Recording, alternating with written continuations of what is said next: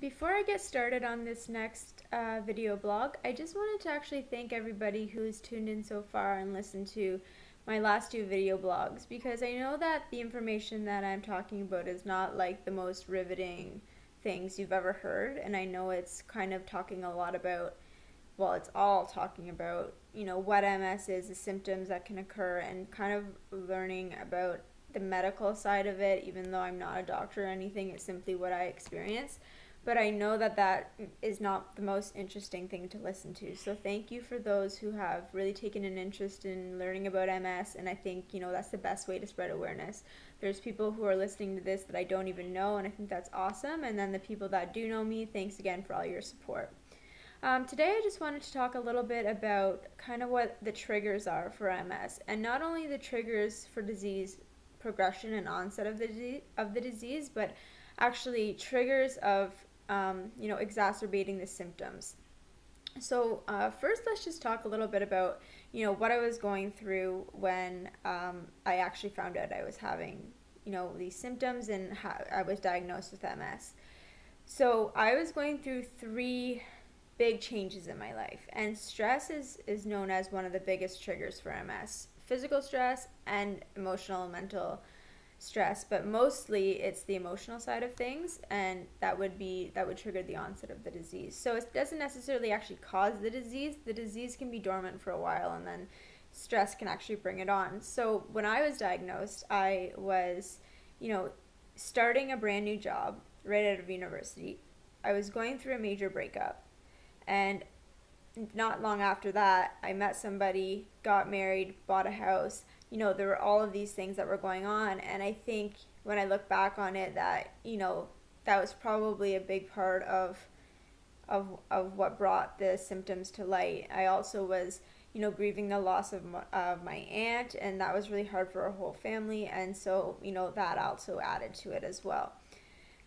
That is, I would say, for me and my experience, one of the most pivotal turning points in the illness was going through all of that stress. And although I probably felt the symptoms long before I was diagnosed, you don't actually ever think, oh yeah, like I think I might have MS, like I'm just gonna go to the doctor and see if I have MS. No, you don't. You just think like, oh, my arms are tingly, maybe I have a neck injury from all the hockey hits I've taken or whatever. But the last thing that you think of is a chronic, debilitating, progressive illness.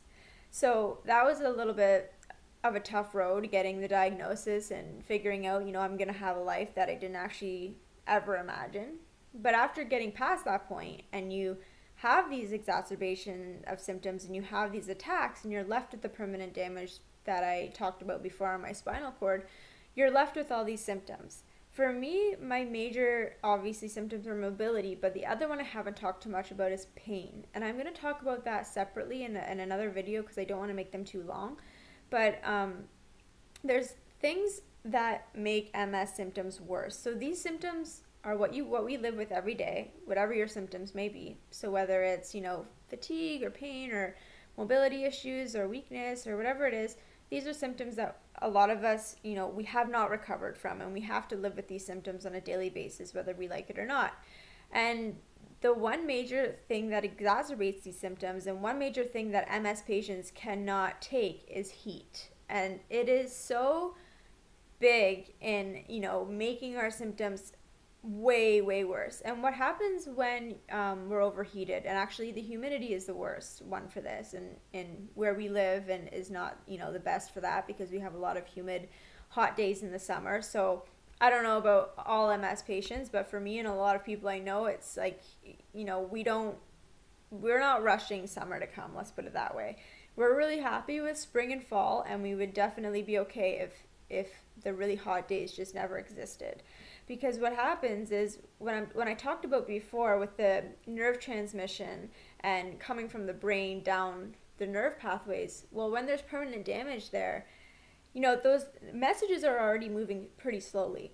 But when it's hot out, those messages move even slower. So for me, it is a matter of some days like almost paralysis if I'm in the heat. I'm not talking about like our symptoms kind of get a little bit worse and like that sucks. No, it is like night and day difference. It is absolutely brutal.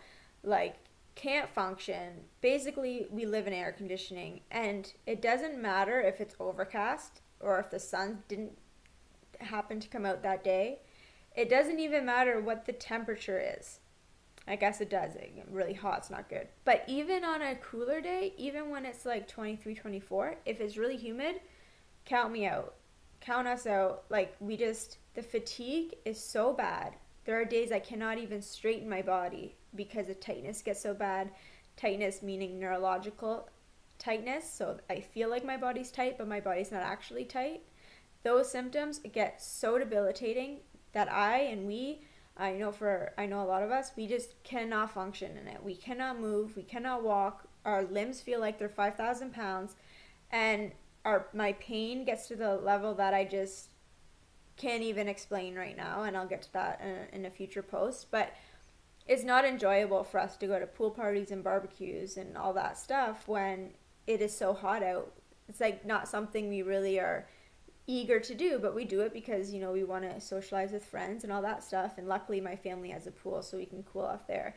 But if there wasn't a pool, you know, half the time I wouldn't even be able to join our family functions. I would be there, but I would be inside while everybody else is outside. So that's the one major thing that I really wanted to touch on. I think it's very important for MS awareness that people realize just how much the heat affects us. It's not slightly, it's not a little bit, it's not a lot, it's major, and it's debilitating, and it's terrible. So that is the one major thing. The other one is lack of sleep. Basically, whatever I said about the heat, just multiply that by like 10, and that's what we get when we don't sleep. So when you combine no sleep with heat, it's like I don't even know where I am half the time. I don't know where my body is in space. The pain is so bad, it's like feels like my body's been thrown into a fire. Yada yada yada. No sleep and heat, just recipe for disaster. So I'll touch again more on the no sleep thing and the insomnia and what a lot of us face with insomnia and MS. But you know, I just wanted to touch on a couple things in this video, and nearing 8 minutes. So thank you for listening to this one, and hopefully you'll listen to my other ones too. Thanks guys, bye for now.